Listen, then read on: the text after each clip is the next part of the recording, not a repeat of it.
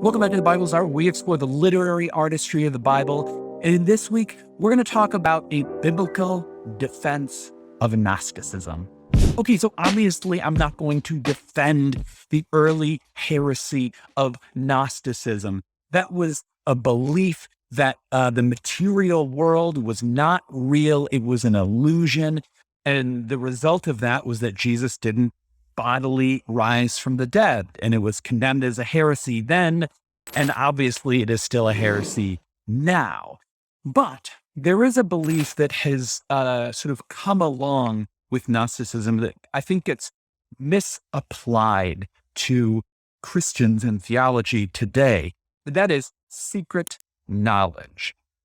So the Gnostics had this story about the creation of the world, and it's a very complex story. And when you became initiated into the Gnostic cults, you would be given this story, and it was this secret knowledge. And ever since then, a lot of times people will castigate when, let's say, you're reading the Bible or providing an interpretation of reality that seems particularly, let's say, fanciful, or it's another layer of meaning than what is sort of prima facie on the surface of the text.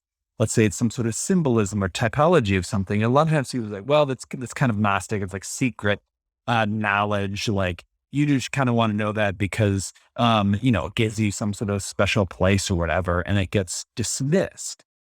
And I think that that is wrong because all knowledge is secret knowledge.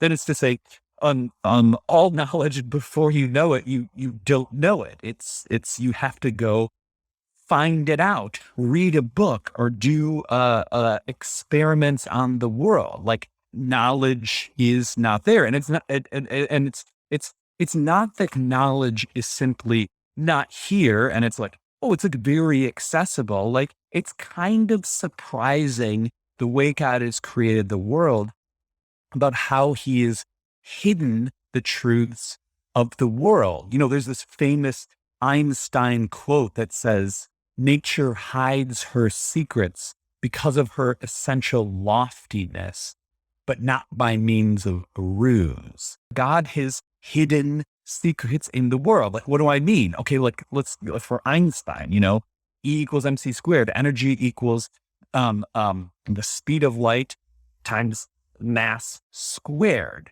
right? That is a structure of the world. There's a structure of the relationships between these fundamental forces.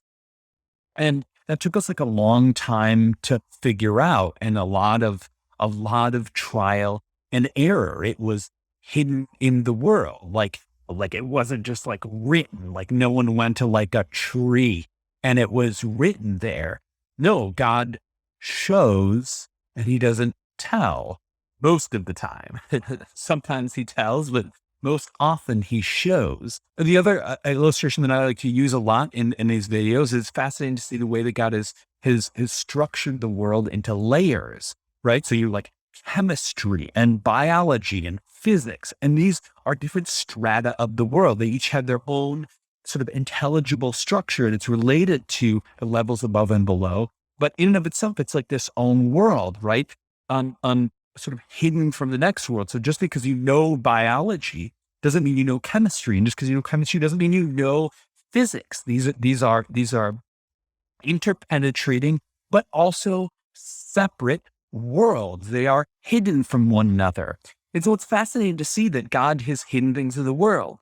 In the scriptures, you have the sort of like obvious texts, the secret things belong to the world, Deuteronomy, but not even those sort of like more explicit texts. If you look at a video on the structure of the Proverbs, you have a fascinating progression in the book of Proverbs.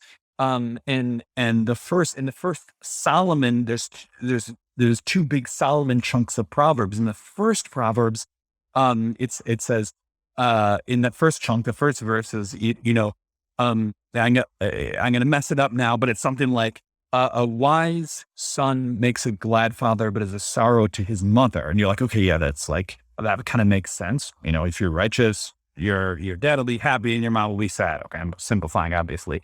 But But then you move to the other side of the second big collection. The first one starts out like this. It's the glory of God to hide things, and it's the glory of kings to search things out.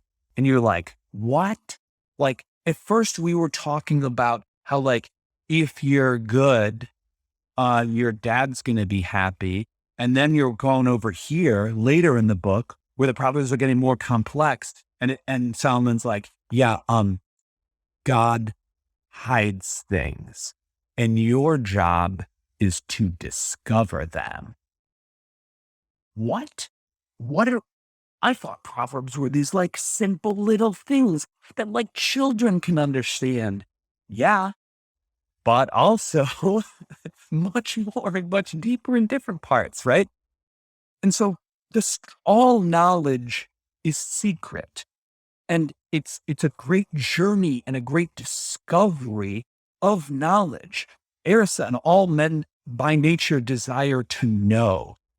Okay, so the next natural question would be like, why? Well, why has God structured the world? Like, it didn't have to be like this. He could have like implanted a bunch of stuff in our brains or in our souls, where he could have like written everything out, like been really explicit about things. Well, one of the reasons is that God is trying to mature us into full manhood, right? In poly terminology, or we're supposed to grow up into the full image of God. And he does that by this journey of knowledge and discovery. He wants us to work with the world like he did in the beginning, right?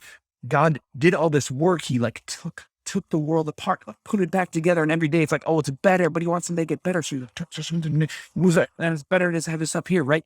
And then he's like, oh, I'm going to make an image of God. And we have all these conversations about like, okay, what's the image of God? Well, that's a great conversation, but it at least means, oh, the image of God is like what you've been doing on those first 6 days, working with the world, making it more beautiful, more better, right?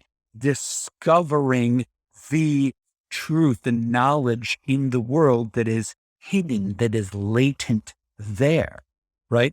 So all knowledge is secret knowledge. It's just a question of whether that secret knowledge is true.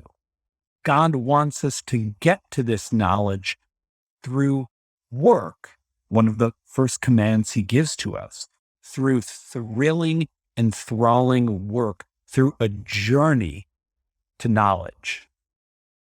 Thank you so much for checking out the video this week. I really, really do appreciate it. If you'd like to support the channel, you can do so at patreon.com/thebibleisart.